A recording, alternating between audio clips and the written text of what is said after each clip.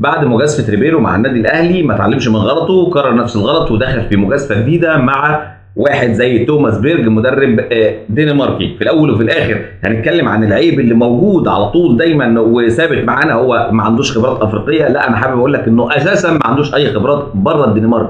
الراجل ما خرجش من الدنمارك اصلا، ودي اول مره يخرج من الدنمارك على افريقيا على الاهلي على طول. فلك ان تتخيل هيكون عامل ازاي وهيعمل ايه. سي في مفيش، بتتكلم عن بعد السن ده كله معاه بطولتين فقط لا غير، دوري وكاس مع ميتلاند الدنماركي. يعني في الاخر كخبرات كسي في كبطولات هو اقل من اي حد في اللي موجودين كلهم.